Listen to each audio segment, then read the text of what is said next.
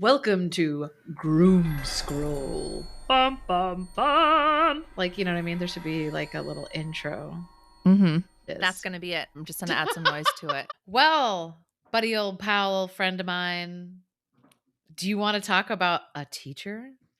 I do want to talk about a teacher, but first, Sarah, we have kind of been slacking a little bit as far as like telling people what they're listening to. This is Blooming After Grooming. Welcome to the show.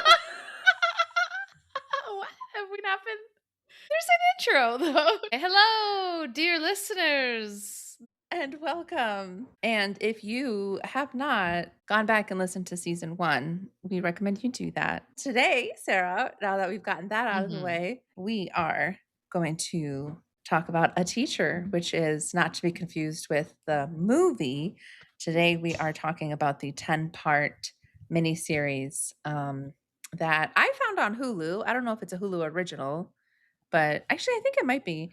It came out in 2020, starring Kate Mara. Produced streaming service FX on Hulu. Okay, so it's like an FX. It was an FX show. And Yeah. we got a few recommendations. Like we've had a few people since we started the podcast write in about this one. So it's one that has kind of been a long time coming, but because it's a show, we weren't entirely sure how to. Is this our first show that we've talked about? Yes, I think it maybe might so. be. And at first we talked about doing a two-parter, but I think it makes sense to do it as one episode because it's what, 10 episodes? The first 5 episodes I feel like are like the grooming and the abuse, and then I feel like the second half of the mini series is like the fallout. And so I just feel like it's kind of hard to have half of a discussion about this one. So we're going to talk about the whole thing top to bottom. And what we're going to do, which we don't do a good job of also, is just give you a really like, this is what this miniseries is about instead of just jumping in and rambling about a bunch of random shit that you have no context clues for. So the miniseries follows Claire, who is an English teacher who's starting at a new district or a new school, and her eventual grooming and abuse of her student Eric. And so the whole show follows those two meeting. I would say her crossing yellow lines and then crossing red lines and abusing him. And then this show, follows through their, air quotes, relationship being discovered, her being charged and going to prison for the abuse. And then it jumps way forward in time and shows them, I think, 10 years later when he's Yeah. coming back for his high school reunion and they run back into each other again. So it also shows kind of the long term outcome for both of them after the abuse. So I just wanted to get that out of the way because I feel like sometimes we just start talking and we're like, Yes. wait, we didn't explain any of this. So yeah. Thank you for that, Sarah. That was perfect. I was actually going to ask you to do a synopsis for us. So thank you for reading my mind and taking care of it. And let me just say that the 10-year later, when they do meet up again at the end, he surprised me. I did not think it was going to go the way that it went. But yes, okay. So off the bat, what were your kind of initial thoughts, or like what did you think about when you saw Claire? Like, and when we're first kind of meeting her in the first like 10 minutes, what are you feeling about her? I mean, they set it up pretty quickly that Claire is looking for like risky behavior because she like shoplifts within like the first 5 minutes of the show or something, just a thing of lipstick. But to me, that's a very strong signaling of like, okay, this is a person that's like either bored with their life and they're trying to like find some excitement, or somebody that has like some deeply rooted like impulse control issues, or what is the term, like dangerous behavior seeking. You know what I mean? Like there's just something, clearly this is not an adult who is like in full control of their behavior. And then it's also clear that like, her and her husband are talking about trying to get pregnant, and she seems maybe not as into it as he does. So it seems very like, okay, they're setting this up as like this is a woman that is like maybe not in the best place in her life. At first when we first see her, she just looks very kind of plain. She's got a ponytail, she's got a white shirt on, she's got jeans, like she doesn't really have makeup on, she's just kind of like, and I wondered, if that was on purpose, if that was a choice to, like, not for us to not really have formed an opinion about her. But then, yeah, she shoplifts, and then too, the other thing that was weird to me, or I think, like, not weird, but just we're getting signs that she has maybe narcissistic tendencies when her husband gets back from his trip and she's, like, pressuring him to have sex. Or he's like, "I don't want to, like, I'm so tired," and she's like, "Come on." And she's trying to, like, guilt him into it, and then, she's like, "I'm ovulating because, like you said, they're trying to get pregnant. So that was another kind of, like, she's just thinking about herself. Yes, I do think that they tried to show her as kind of like maybe a little frumpy or yeah, like she doesn't come out like, "Ooh, sexy teacher." Like that's not her vibe at all. She's like Yeah. a little mousy. She seems kind of shy and quiet. And then the student, like he just at first at least I think comes off just very like, I don't know, just a kid. Like I don't think they show much kind of backstory on him until later on in the series. But I do think it's interesting like she's clearly having some marital tensions and maybe, some boredom with her reality or something. Ugh. And then he's got like divorced parents and younger siblings, and it's made very clear in the show that like, he's being put kind of in that parental role in his household. Like he's shown cooking a lot for his siblings and like babysitting them and expectations that he's supposed to be helping with these younger kids, which I thought was interesting because I think that sets him up for thinking he's more grown up than he is, right? Because he's being put in this kind of adult role at home, not blaming his mom for it, but like, you know what I mean? There is just some kind of reality to his existence that like he has had to be a little bit more grown up than especially his douchebag friends who are like almost insufferable through the whole thing. Oh my god. I will say though, yeah, so Logan, who's kind of like the taller, more he's all like, "Oh, she talks about climate change so much and talk about politics so much." And Yeah. Your ex-girlfriend's the worst. I yeah, get oh, it. She's a she's feminist. no.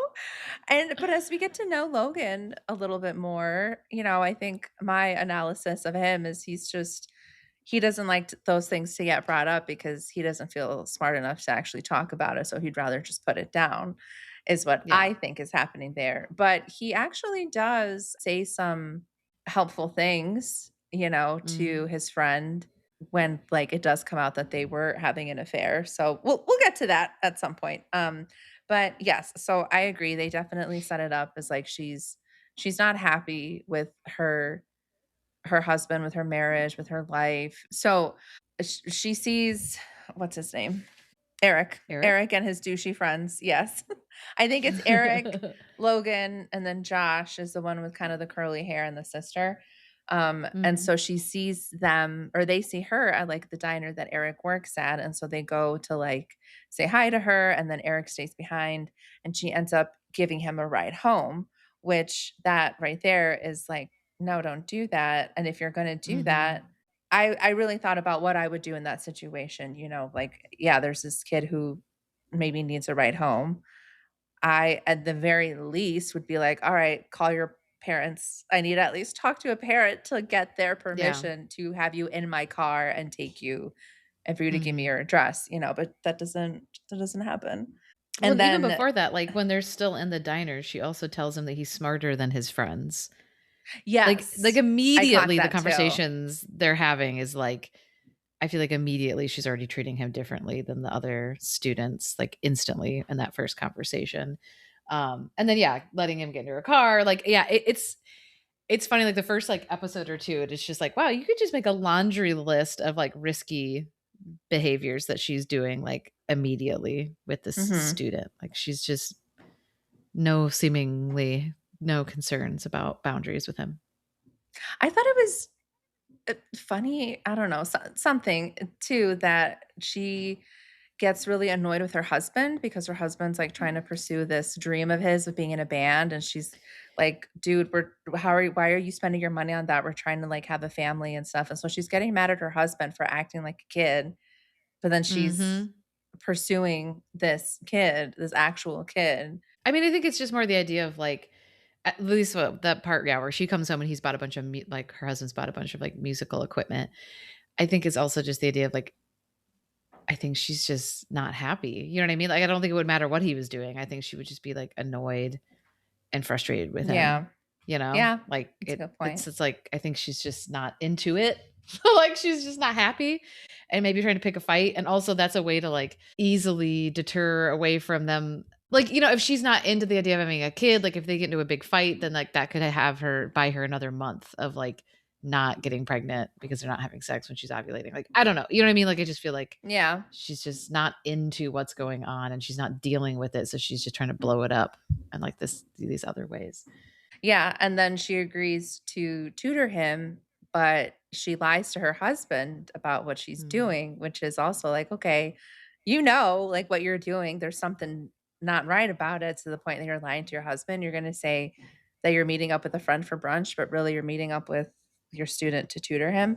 And that was Yeah. also like, so our abuser was also an ACT tutor. He did that as like a side gig. And it really like, it is such a good way to get a kid alone and also to gain the trust of a parent. Like, if you're letting Mhm. this adult be alone with your kid outside of school and outside of school hours, then you obviously trust them. Yeah, because Eric's mom knew that he was being tutored by her, so, like, he wasn't Yes. lying about it because he had no reason to be lying about it, right? Like, in the Yes. beginning, like, he thinks he's just being tutored. But, yeah, I know the fact that our abuser did that also, like, is very troubling to think about. Like, where are all those people? Like, I don't know, I always think about that. All Like, the there had private to have tutors? been. Yeah. Yeah, so she's, like, tutoring him and, they're hanging out a lot, and she's definitely, like, blurring the lines and, they're sitting too close and having probably overly personal conversations and, Yes. yada, yada, the usual kind of thing. But then he ends up at a party, it gets busted by the cops, and everyone's getting, like, tickets and fines and stuff for underage drinking, and his friend group is very much, like, rich kids, and he is, like, yeah, single parent household, Mom they don't look clearly is like. busy. Yeah, mom's busy. They don't look, like, destitute, but, like, compared to his friends, right? Like, he does not Yeah. have the same access to funds or help that the other kids do. So, the cop is actually Claire, the teacher's brother, and he gets the cop to call her, and she gets her brother to not give this kid, Eric, a ticket, and she comes and picks him up. So, like, you're talking about, like, insane preferential treatment and just Yeah. inappropriate, obviously, top to bottom, like, blurring of lines. And then also, she makes it very clear at that moment, like, you can't tell anybody about this. So, like, Yes. secret keeping is also happening at this point. Yeah, because you could get me in Well, trouble. That's when she you would starts get to me put it and on my brother him. in trouble too. Yes, Like, like, you would get my you are brother in now in trouble. charge. Yes, you 17-year-old are now in charge of protecting 2 adults from their own adult decisions that they have made, and it's on you, you know? Um, sadly, this also kind of reminded me of our abuser because he Mhm. did try to swoop in and save this student that he really wanted to go on an out of state overnight trip. She got caught at a party and he like intervened and gave, I forgot what it was. So basically, so she wouldn't get in as much trouble or something like that. And so it just kind of reminded me of him in that way. But then also, Eric only knew that Nate, the brother, the cop brother, was her brother because it was something that she had disclosed to him. So, like you were Mhm. saying, maybe oversharing or sharing a bit too much personal information, like right at the beginning Mhm. of this teacher student relationship. Which has gotta be so hard as a teacher. Like, I would be interested to hear from any listeners who might be educators, because you are spending an exorbitant amount of time with students, and you're not gonna, like, not disclose your life at Oh, all for to sure. them. Yeah. But, like, you know what I mean? Like, that would be such a weird line to try to hold with students of, like, what is an appropriate amount of information to disclose, even if you're married, right? Like, talking about your spouse and talking about their family. Like, I don't know, it's an interesting thing to think about because it shouldn't be that weird to tell a student that your brother's a cop. You know what I mean? Yeah. But, like, it ends up being, right? Like, so much of that stuff does always sound like kind of like, "Well, that's not that big of a deal." It's like, "Okay, but then if you use that to get that kid out of trouble and you're giving them preferential treatment and then you're making them keep Right. secrets, obviously that's a whole other bag of caps." Yes. Yeah, I don't think it's necessarily problematic that she like shared that information, about herself. Then she takes them on a field trip, just the 2 of them. I'm gonna call it a field trip, but, a Mhm. private outing, just the 2 of them, when she's And supposed it to be doesn't tutoring seem like him. she asked permission from the mom Oh, no, because the mom's no. like, "Oh, that's nice." Yeah, so she Yeah. takes him to the college that he wants to go to, and it's also where she had gone to college, and she's, like, walking him around and, like, showing him things, and they end up at a frat party together, which I think was an interesting scene where it's like she clearly is feeling younger because she's back in her old college, she's at a frat party, Mhm. like, that would probably make you feel like, "Oh, the good old days," like, she's feeling nostalgic, and it's making him feel older because he's in a college setting, and then I feel like that's really where the tension starts to really build up, where they both are kind of, like, aware that there's, like, a vibe happening between the 2 of Mhm. them. But I also feel like she's kind of being like, "Well, you're gonna have so much fun in college." Like, she's not trying at that point, like, Yeah. she's not trying to, like, detract from his ability to move forward and, like, go be a college kid, um, Right. which he almost seems kinda bummed out about. Yes, I think that trip, the field trip, is where the lines, I think, for both of them definitely started to get blurred more. Because it is just the 2 of them, they're doing something outside of school hours. At this point, she told him on the car ride back from the police station that he doesn't need to call her Miss Wilson when they're not in Mm, school, so, like, he's at this mhm, point gotten comfortable calling her Claire. They're when they're at the frat party just kinda sitting outside, she's opening up to him and saying, like, "This is do you wanna know a secret? This is my first frat mhm, party," and she talks about, like, her dad who she had to take care of because he was an alcoholic and all this stuff, so she's, like, really opening up to him and building that trust with him, you mhm. know, and then I think it's after that that he kisses her, like, he does, he kisses her. Yeah, definitely. Well, like, he kisses her, yeah, so he kisses her in the classroom, which holy shit, that scene is, like, so stressful. Like, I was just like, "Oh my god, anyone could walk in," like, and yeah, and her response to that immediately is just like, "My life could be ruined." So again, she's, like, putting it on him, like, she shuts it down and she is super like, "This is not okay, like, you've got to go, blah, blah, blah," but at the same time, it's not like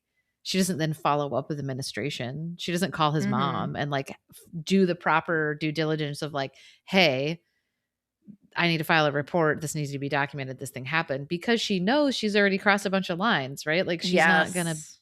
be able to file a report about that because it's gonna be like, "Well, why the fuck was this kid alone in your car?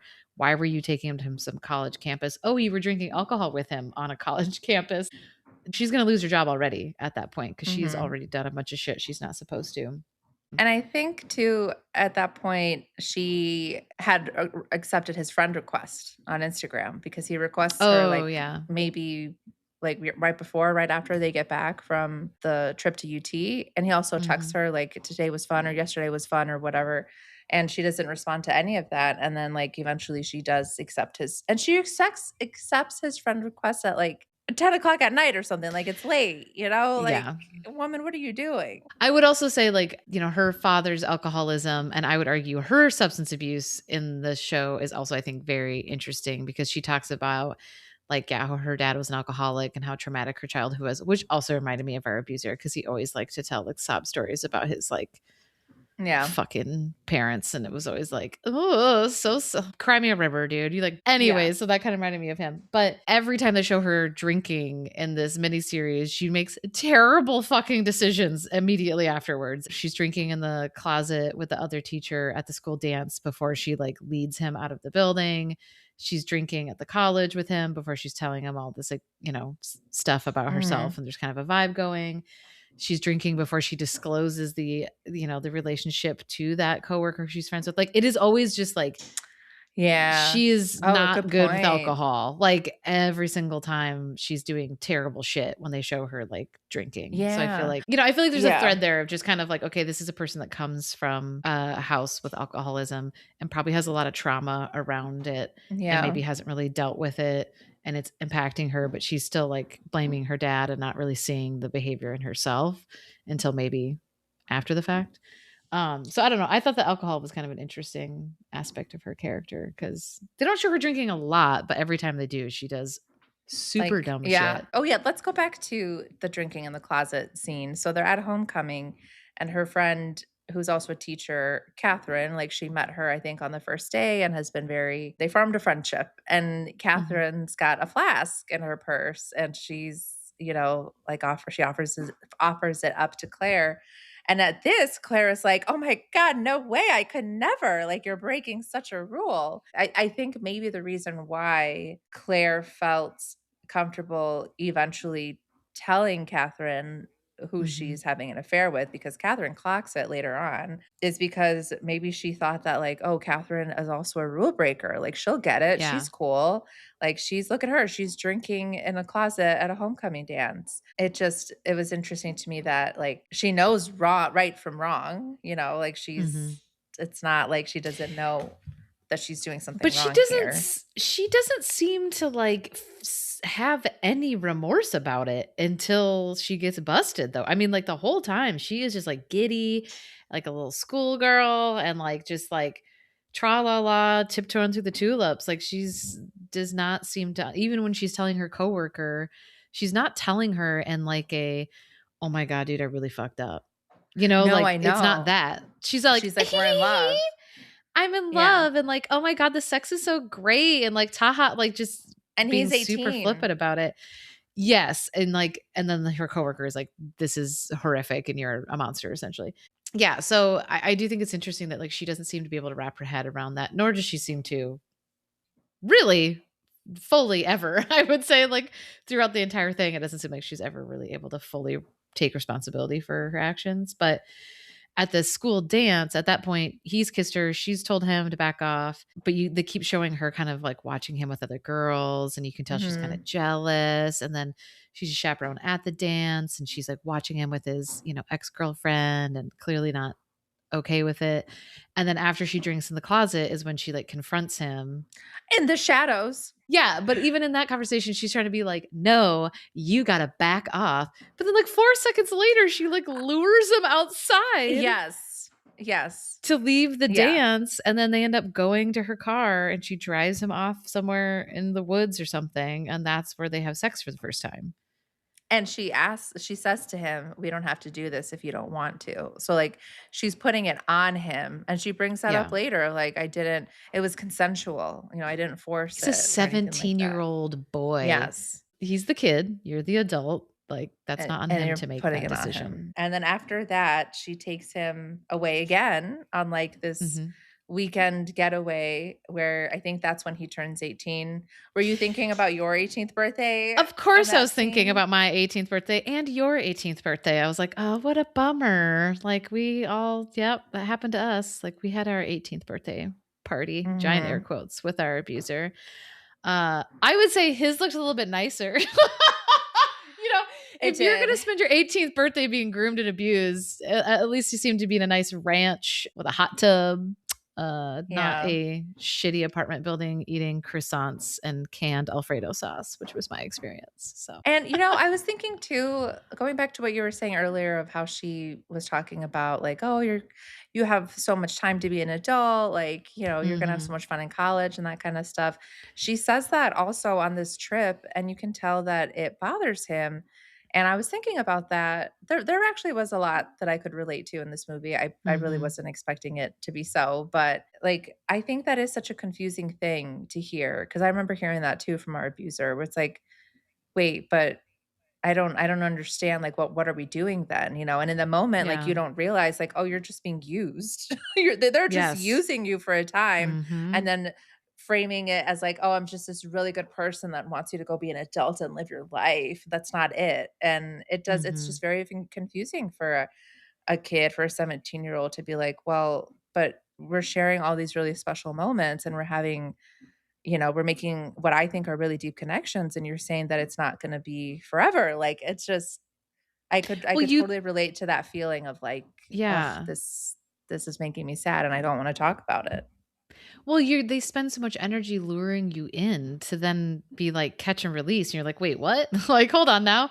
I got the hook in my mouth. What are we talking about? You're just gonna rip it out and throw me back out there? Like, what are we that this doesn't make any sense." Yeah, it was sad. You could definitely see him kind of having that realization that like he's being used and that he's falling in love with her and maybe she's not feeling the same. But then when he expresses that, she kind of makes him feel bad for it, and then he ends up apologizing for sharing his feelings about feeling used, like, it's just such a classic, like, manipulation of the way he kind of handles that, and it's interesting for me because, like, I never had that vibe with our abuser. Like, he tried to talk me out of going to college and, like, Yeah. talked about wanting to marry me and, like, asking what kind of engagement rings I want. Like, it was very, like, That's you know crazy to me. it is terrifying. It's extremely scary to think about in retrospect. Thank God that didn't happen. Yeah, thank God that But wasn't your starter husband. God, seriously. Ugh, disgusting on so many fronts. Yeah, so I feel like that whole scene was kind of, hard to watch. But then, quickly after they is it on the trip they tell each other they love each other? It's kind of after that confrontation. I don't remember. I think it was on the trip, their little Yeah, I think it's weekend on the trip that getaway. they end up, like, saying that they love each other. So which I also thought was interesting because, like, he says it for I mean, not that everything has to be exactly like what happened to us, but, like, he says it first, and I was very much pressured into saying "I love you" for the first time to our abuser, like, by our abuser. And so, like, I don't know, it was just so sad to, like, see this kid being so vulnerable and, like, genuinely feeling a thing and, like, saying it, whereas, like, I feel like I was very, like, told to say it, which was very awkward in the moment. Mhm. And then I also thought it was really telling when he gets back from the trip with the teacher. So he spent his 18th birthday. Yeah, they got like a VRBO or something out and like a ranch. They go so out of their way in this show to show you that they're in Texas. Like every fucking scene, there is like Yeah. a There's Texas something flag Texas. or a Texas postcard or like Yeah. every single time they talk about Texas so many times in that show. It cracks me up. But when he gets home, his mom's like, "Oh, I got you a cake," but, like, the boys couldn't wait, his little brothers, so I let them have some, and I've gotta go to work, and then he's just alone sitting there with this, like, partially eaten birthday cake, and that was, like, such a, like, I think, important detail of kind of, like, who the kids are that do get groomed, right? Is it's like, he's not in Mhm. a terrible family, like, his mom seems like a very nice lady, and she loves him, and she cares, but she's very busy, and she's a single parent working a full-time job, but he's alone, you know what I mean? Like, there is, like, a certain amount of just, like, he does not have the support or involvement from his parent that maybe he needs to have, and just that lack of supervision that I felt kind of I could very connect with that part. Like, I was very like, "Oh, like, that feels a little close to home," as far as, like, my home life, my senior year of high school, you know? Yeah. And, like, I know it's a movie or a show or everything, but, like, there is, like, a vibe to him after that trip when he comes back. Like, he seems Mhm. just a little tense, and I wonder, had that mom maybe had more time and she wasn't rushing out the door, maybe she could have asked, like, "Are you okay? What's going on?" Yeah, he Um, did seem a little weird for sure when he came back, which yeah. why would you not be? Like, you just spent, like, a Yes. whole because 'cause they're, like, an alternate universe, and I think that because she never takes him to her house because she's married, right? So they're always, like, meeting up in her car. And that was the first time that they had been able to, like, be in this kind of fake Ugh. reality together, which is also super relatable, right? Like, like, Yes. that's what Being it's in all his about. car. Yeah, well, I know. Yeah. I know, I thought of you with the car stuff. I was like, "Oh, no, Diana." Yeah, like, it's just that is such a huge part of it is, like, you're in this weird groom bubble, and you're not dealing with Yeah. the real world, and so seeing him kinda crash land back into his real life, you can tell he's kind of, like, having a hard time. Mhm. And I think it is also, like, catching up to him that I think all of it's just catching up to him because, like, after they first hook up, like, after she first rapes him, let me clarify Yes. that. There you go. Proper Um, ah language. yes. At the homecoming dance, he comes back and he is clearly, like, feeling good about himself, and he says Mhm. with, like, a confidence, like, "I'm the man. I'm the motherfucking man," to himself in the mirror. Mhm. But then, like, there's a second time he does that, and it sounds like he's more trying to convince himself. It's more like, "I'm the man. Yeah. Like, I'm the motherfucking man." Like, it felt less confident. So I feel like Mhm. things are maybe starting to crumble for him a little bit as far as, like, that fantasy world. And then shortly after that is when Claire does confide to Catherine, and I think Catherine responds very well. She's Yes. like, "That's a monumental abuse of power. He's your student." Like, I Mhm. have to report this, and, like, as Claire is saying stuff like, "No, we're in love, like, we're so in love, and he's 18, and it's consensual," like, Catherine, I think, is just like, "Wow," like, "You don't get it, and I'm not gonna try to Yeah. explain it to you," like, "I'm just gonna walk away now." And then it's reported, and the police interview Eric, and that's when I think the mom finds out, and They so interview him in he front of his mom. I was like, I cannot imagine. Can yeah. you imagine when you were in high school and you were No. being abused, if investigators had come to your house and sat on your furniture in your living room and across from you and your parents on the couch and asked you about what was A happening? nightmare. Literal nightmare. Like, I was watching that and I was like, the horror. Like, I Yeah. would have absolute but I wonder though, it's like, I'm sure at first I would have tried to lie to, like, cover or something for it, but I don't think I would have been able to, like, you know what I mean? Like, I feel like I would have cracked. Like, it would have been so stressful. Yeah, but, like, him and his mom clearly did have a good relationship at the end of the day, like, he Mhm. is still a 18-year-old boy, like, Yeah. I think having mom there, maybe it was helpful, right? Because you just Yeah. like, you're scared, you I'm wanna be not saying it's taken a care of bad by your thing. I'm mom. just saying, Yeah, like, I can't it would be also so it's embarrassing. intense. Yeah. It would feel so embarrassing to, like, because you're talking about sexual encounters in front of your parent. Like, I was like, "Oh my god," trying to put myself in his shoes in that situation. I was like, "Oh my god." Okay, so then everyone finds out, and this is this is what I was saying, that like I Logan was actually like a closeted sweetheart because he was like, "You didn't do anything wrong." He said that to his friend. He said she was like, what, in her 30s? She's an adult. Like, you're her student. You didn't do anything Mhm. wrong. And then he's But trying didn't to he also convince. tell him that he was a legend and a god right before that? Yes. It was confusing, yes. And again, I think that's more like who he wants to be presenting as, Sure. right? But, like, once he, like, really saw that his friend is struggling, he was like, "Yeah, you didn't do anything." And then he's like, "She's married and she's sleeping with her student, like, sh that lady's got Mhm. problems, like, can we speak in Yeah. truth?" And Nick doesn't wanna hear it, and Eric. then Eric, yes, thank you. Eric doesn't wanna hear it. And then he's, like, trying to get in touch with her, and she's, saying basically, like, "Leave me alone." They have a phone call, and she's like, "I have to go." So it seems like, okay, I thought for a second, I was like, "Okay, she has remorse. She is trying to do Mhm. things right now." But then this fucking bitch goes and picks him up at Dude, that night. part's so delusional. Yeah, so she, like, runs out of her house while she's having dinner with her husband, and her Her poor husband.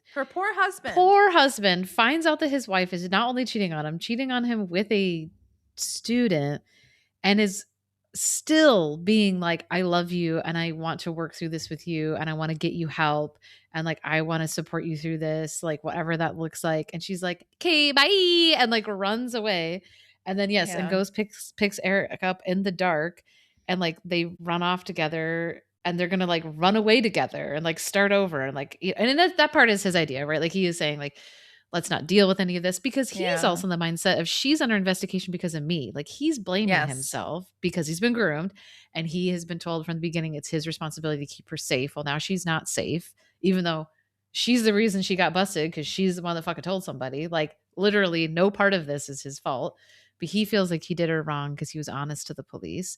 So, he's trying to fix the situation, and, he's in love with her and he's scared. And yes, they end up, like, running off to some hotel where she's also drinking copious amounts and being a complete wreck, and, like, because her life is falling apart at this point. I thought that was interesting, like, they sleep together, and I couldn't really tell, like, what the breaking point was for him. I don't know if it's just because he goes to the bathroom and he pulls out his phone and it's, like, all these missed calls from his mom and all of these text messages Yeah. from his friends, and they're like, "Where are you?" Like, "Your mom's Like, scared people care shitless," like, sh about him. Yeah. yeah, and I think maybe it's just that realize I don't know if that moment for him was just like, "This isn't right." Like, if this was right, if this is the person I was supposed to be with, everybody else in my life wouldn't be terrified and scared and, like, worried and upset. You know what I mean? Like, I am now hurting the people that I love. Because then he Mhm. just skedaddles, like, he leaves when she's Yeah. asleep, and she wakes up. Alone. And yeah, Yeah. like, I think his mom, she did what she could in the right Mhm. way. Like, yes, she was clearly very busy, and that's not her fault. So maybe she didn't have, the time or didn't notice Mhm. some of these things, but I feel like when she does find out, she is very gentle with him, like Mhm. she doesn't yell at him when he comes back, like she just hugs him. And I agree. I think it was the turning point was seeing the messages from his friends, and his friends saying like, your mom's calling me, she's worried about Mhm. you, we're worried about you.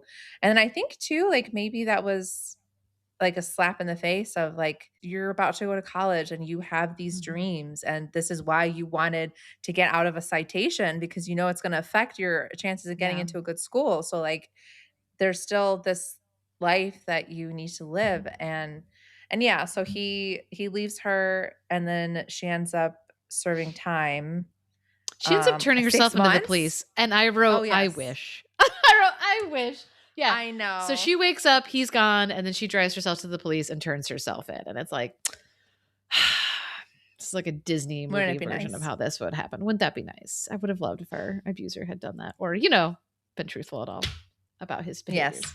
Yeah. So then he goes to college. She's in jail 6 months, right? 6 Ridiculous. Which also, months. honestly, kind of made me feel better because I feel like so often when I tell people our story, they always ask, "Did he get prison time? Is he in jail?" And I say no, and people always look like kind of disappointed. And then I saw that and I was like, can you imagine if he had served and had only been like 2 months? It would have been almost like more upsetting. Like, do you know what I mean? Like, I can't imagine having your abuse like quantified in that way would be really Yeah. weird. So I was kind of like, I mean, listen, it would have been traumatizing, It would have been depressing nice to experience for imagine him, which him would have in been really fun. jail Yes, because he's such a loser. he is. It would not have gone He'd well for have him. no friends. Anyways, he doesn't now, probably.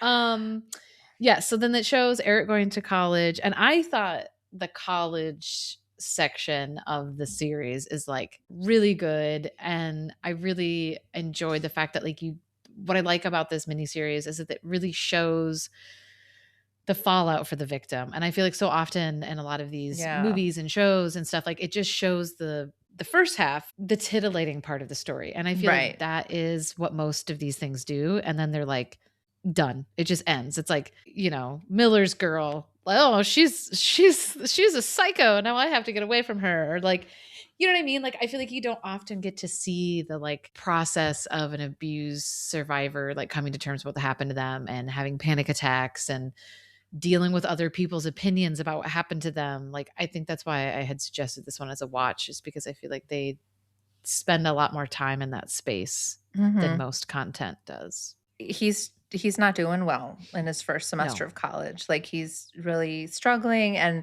when it does get brought up, you can tell, like, it makes him uncomfortable, and then he just, like, Mhm. kinda leans into this whole, like, "Yeah, I'm a legend," or whatever. But, like, he's just being an asshole. Like, he's being an asshole to his friends. He was an asshole to that girl that was like, "It was insensitive of me to bring this up, and you're a victim." And, she was coming on a little strong as far as, like, "I need to be an ally because 'cause I'm a feminist," or whatever. Oh my I god, could she's see so why funny. he would. She's the daughter from Unbreakable Kimmy Schmidt, and it was Yes, like, so she's yeah, Xanthopy. yes. I was like, "Oh my god, this kind of feels like something that character would It also say." totally does. But he gets so Yeah, mad at because her and, like, tells her, like, pretty much like, "I came here to fuck you, not deal with this bullshit." And, you he's not know ready to deal with it, right? Like, Yes. it reminded me so much of The Tale, like when her Mm, boyfriend mhm. or fiance is trying to like talk to her and she's like, "Fuck you." And it's just like lashing out. And it's like, because like he's not in the headspace. Cause yeah, when he's in college, all of the guys, of course, are like, "Oh, you're the guy that fucked your teacher. That's so cool. You're a legend. High five, high five." And you can tell he's uncomfortable with it.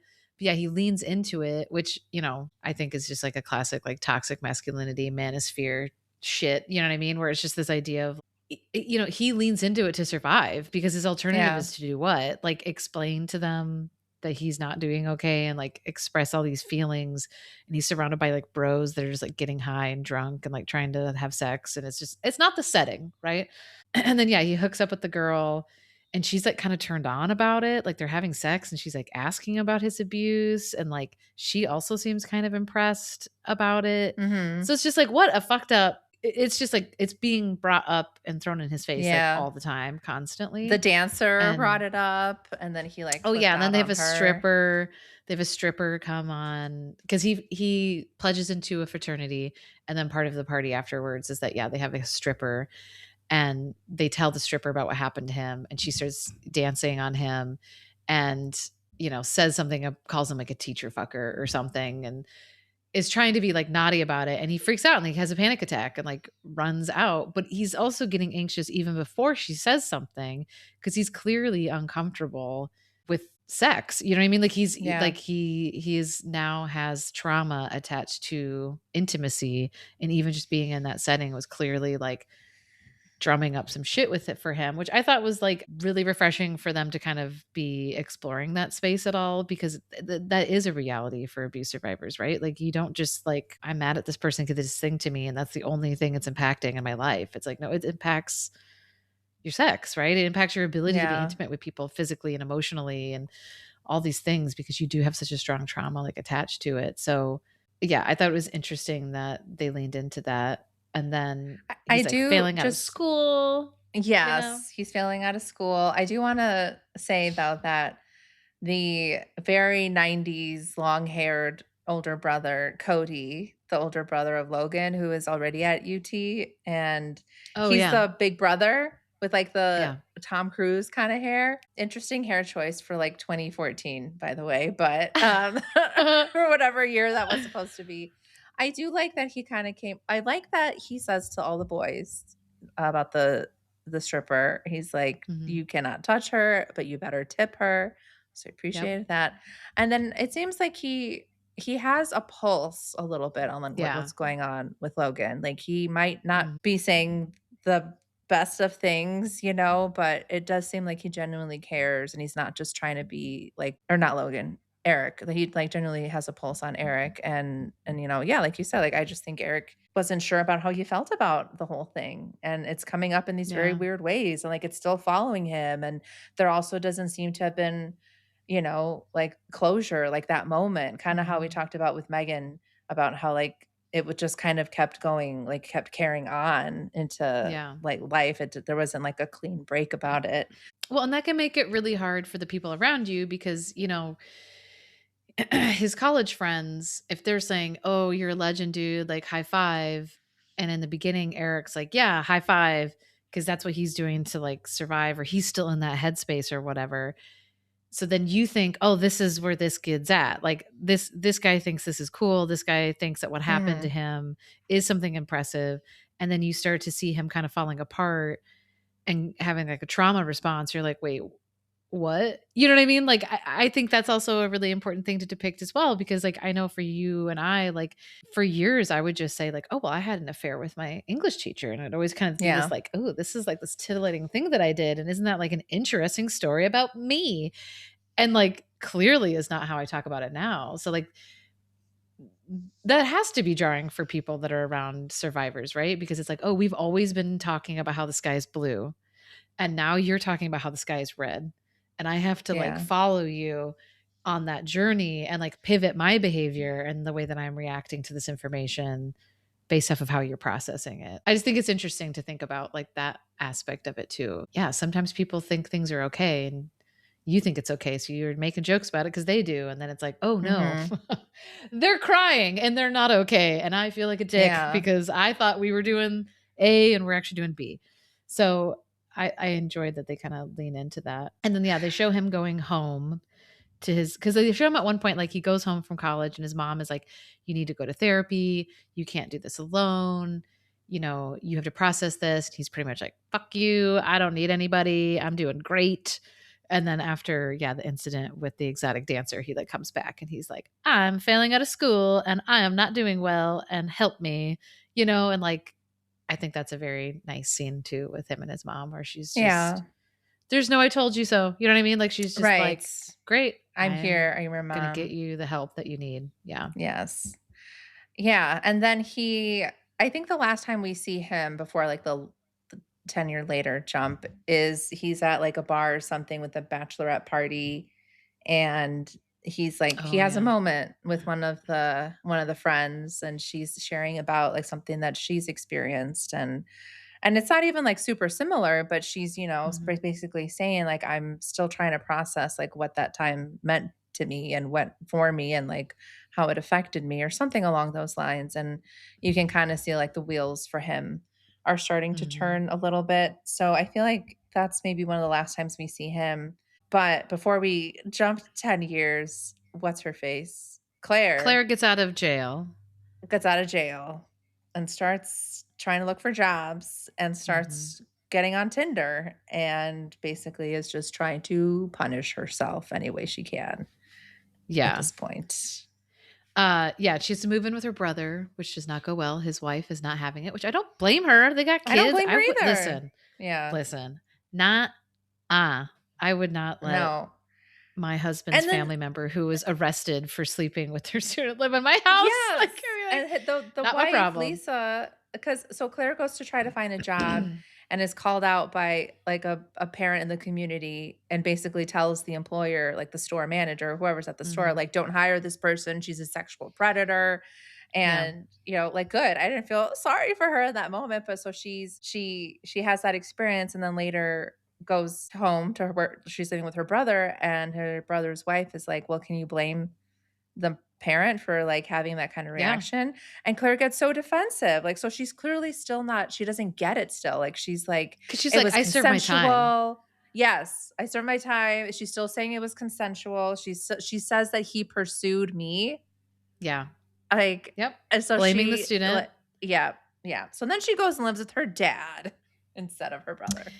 Yes, who she still has obviously a lot of angst against for her childhood trauma, and, that kinda shows them kinda working through some of that, and even he's trying to tell her to go back to Al-Anon, and she's kinda just like, "Fuck you, like, don't tell me what to do." So, like, they both are not doing great at this point, as they wouldn't be, right? Like, neither one of them should be doing great at that moment. Like, she's just gotten out of 6 months in jail, she's got an ankle monitor on, this kid is just kinda coming to terms with what happened to him. But, yeah, they're both just kind of flailing around and looking pretty miserable. Yeah, so then it jumps forward 10 years in time and we see Eric first, I think. Yes. Um and it's showing him like my guess is what they're alluding to is that he is like a camp counselor for like troubled youth and those kind of like hike out in the desert and get Yeah, your like an shit outdoor together. therapeutic. But he is clearly, like, chosen to spend his profession or his time as an adult helping kids, right? And trying to Mhm. help troubled youth, which is, like, a great thing to see, right? And I think is also, like, a very common thread for a lot of survivors, right? Like, you try to advocate for other kids and you're trying to protect them or you're trying to help them when they're recovering from trauma because maybe that's something that he would have benefited from at the time when he was going through what he went through. And he mentions that he's gonna go back for his 10-year high school reunion, which was also very relatable because I went to my 10-year high school reunion like 2 years ago, and I'm sure we talked about it on the pod, I don't remember, but I was so anxious before that. Like, when you've been groomed and abused by your teacher and your whole class knows about it, like, going back into that space is intimidating as shit. Like, it's like it's very weird. Like, you just feel like you're walking into a room and you know everybody in that room knows the thing that Mhm. happened to you, can feel Yeah. very strange. But yeah, so when he comes back for it, he runs into Claire at the grocery store, which is one of my worst nightmares, by the way. And we see Claire, and she has 2 kids, so we know and she's remarried, so it was a Mhm. little upsetting seeing that, like, oh, she just gets to live her life, because we do Yep. see Eric first, and he doesn't look awful, and it's nice that he is giving back, but he doesn't look great, like, he kind of Mhm. looks a little bit like of a broken man, like, Yeah. he's, like, almost like he's small, like, I don't know, like, it just felt like he was kind of hunched and, like, closed off and just, like, not sure Mhm. of himself, and then cut to her, and she's lives in this beautiful house, has a husband and Yep. these 2 kids, and we know that, like, she wanted to get pregnant, and then, yeah, runs into him at the grocery store. He walked out of there without his basket, which means he didn't even buy his groceries. Yep. Oh, He and freaked then out and ran out. he freaked out, he ran out, he comes back home, he tells his mom, "Sorry, I didn't have a chance to get your groceries," and then he sees his brothers, And Mm. I really I had a feeling that this was gonna that, like, this was on purpose in some way. Like, we're seeing Yeah. his brothers 10 years later because they 'cause they're little, they're little, Yeah. they're yelling at their mom that they want dinner, when we first see them earlier on in the season, and, now they're, like, even taller than Eric is, and he gets a text from Claire who is like, "I don't know if this is still your number, it's Claire, can we have lunch?" And then they go and have lunch, and Fucking Claire. I watched the last episode with Kristen, and I said to her, I was like, "I feel like he's still in it, like, I don't think that he has processed, like, what's happened to him." Mhm. And I was really worried that it was going to be, like, a meetup where he was gonna be like, "I still think about you, I still love Sure. you, whatever, whatever," but that is not how it went. No. Is it, Sarah? No, it is not how it went. I really like that scene. Like, I enjoy that scene because, yeah, she's kind of trying to apologize, but it's a very bullshitty, "I shouldn't have let you do what you did" apology, essentially, right? Like, "I shouldn't Mhm. have let you pursue me," Kiss me. because she even says, "You kissed me." Yes. And he's like, "Holy shit, like, you don't get it." You know what I mean? Like, and he doesn't even, like, argue with her. Like, he's just like, "Wow, you have no capacity to own your own behavior. Like, you still don't get it. You still don't get it 10 years later," which I thought was such a great, like, that is a win. Like, even if, like, yeah, she's married and she has the nice house and she's got the 2 kids and, he's a little bit more of a ragtag guy and, whatever, seemingly single, doesn't have kids, not that that's the measurement of success for an adult, but that he's grown and he's Mhm. matured and he has the capacity to see. He's probably her age now that she was when she abused him, and he's looking at his brothers, and they're probably the age he was when he's getting abused, and he can see that they're Yeah. children, like, He and says he's that to her. realizing, yeah, like, he's realizing, like, they're so fucking young. Like, I think that's what he says, like, "They're so fucking young." Like, Mhm. and I think that is kind of like a great victory moment for him where it's just like, "Dude, you might have all these things, but you're still the same person. Like, you haven't grown. You didn't learn anything from this Right. experience," you know? 'Cause she does start off and at first I was like, "Okay, great. This is what all of us want, like an acknowledgement, an Mhm. apology," but it is, like, coded in this, "I should have stopped you because you were the one that Yeah. was coming in hot to me." And Mhm. he just isn't about to hear that shit, so he's like, "Why did you come here?" And again, like, she kinda starts to half apologize, but he's like, "No, you came here because you feel guilty." Yeah. And I like that they showed an example of, like, yeah, maybe she was half owning what she did, and yeah, she Mhm. did apologize and did say, "I abused my power," Mhm. but he didn't walk away from that forgiving her, Yeah. and I think that's important to see if is, like, if you're not satisfied with the apology you're getting or the acknowledgement you're getting, you don't have to say, "Oh, it's okay," like, you don't and even Yeah. if you are satisfied, like, you don't owe anyone any forgiveness, and so I Mm-mm. like that because I wasn't sure it was going at that point. Because at first I was like, "Oh, W he still loves her," and then she's, like, Yeah. apologizing, so it's like but I like that it ended with him being like, "I see you, woman. I fucking see Mhm. you. I see who you are. I see who you've been." He says, like, "It took me a long time. Like, this fucked me up forever. It took me a long time. You're gonna have to live with this forever, and so am I." It was just a Yeah. really powerful moment, I think, for him. Yeah, and I mean, I liked the fact that, when she's kind of brought up the idea of, "I should have stopped you when you kissed me and you did this," and he's like, "I did all that because of all of these moments that you orchestrated." Like he really Mhm. acknowledges, like, you cultivated these moments of intimacy, emotionally or whatever, that led to that moment where I thought it was okay that I could kiss you. It took me, yeah, and it took me years to realize that that wasn't my fault, which I also thought was really important to have shown in the show too, because I think a lot of times people, that's where that delayed disclosure comes from, like, I knew for years that what had happened to me was inappropriate and illegal, but it took me up until 2022 to not think that I was responsible for it. Mhm. Like, and I think that is such a big part of it is you can understand that something wrong happened, but you're still blaming yourself because you think you had consent and you don't have consent when you're in that position with somebody.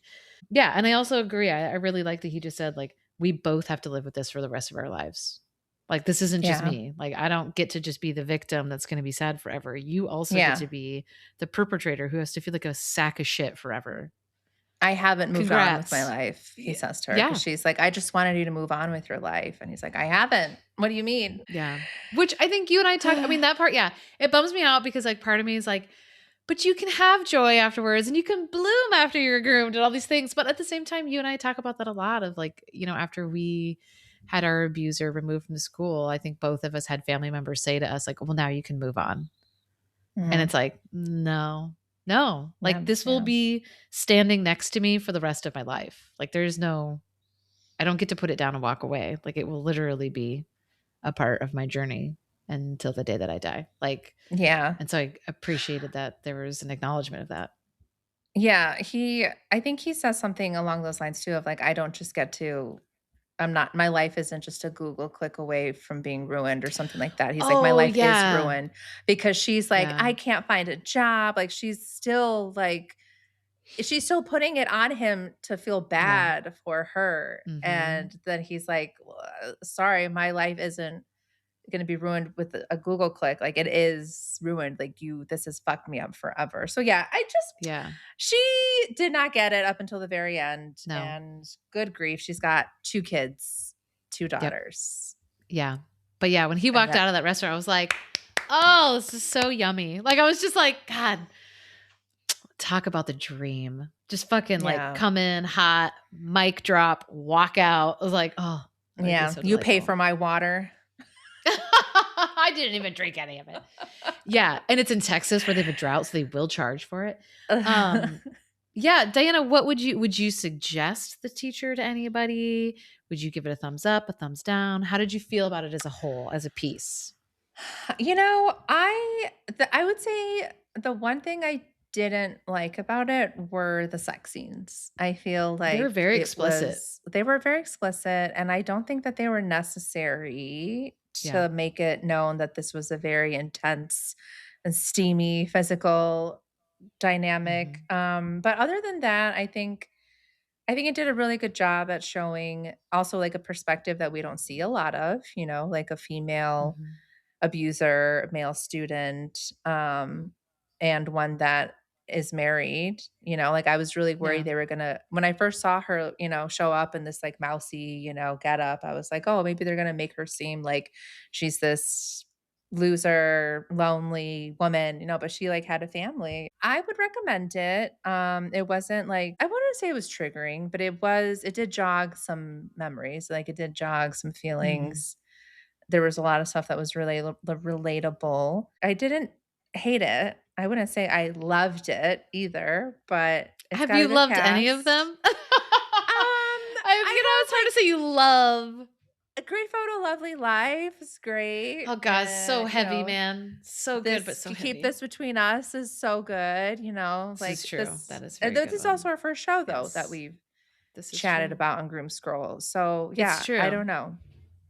Like I I love think House of Dragon. I don't love I this love show. the vampire Lestat. Yes. Okay. Yes. Yeah. I mean, the explicitness of the sex scenes, I definitely thought about that as I was watching it because I was like, God, these are really intense. And is it just for the shock value? Is it just to try to get viewership?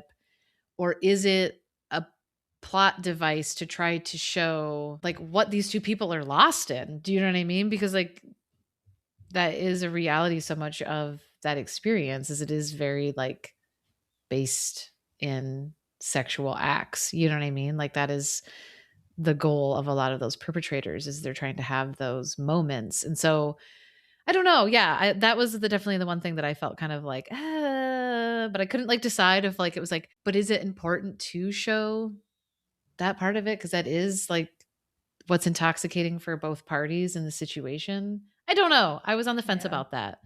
But then I also was like, but do we need to see it in such detail? Yeah. Like, do we need to I see don't know. flashback of him sucking on her titty? I don't know if we need to see that. If it were any other context, yeah, show me that all Sucking on them day. titties. But This is not true. when This is true. it's But see, then yeah. to me, that feels very like we're just trying to get people to watch this. Yeah, I don't know. It's It's tough because I feel like that's the only thing about this that felt like it was edging a little bit into Miller's Girl territory. You know what I Yeah, mean? Where it for was like, sure.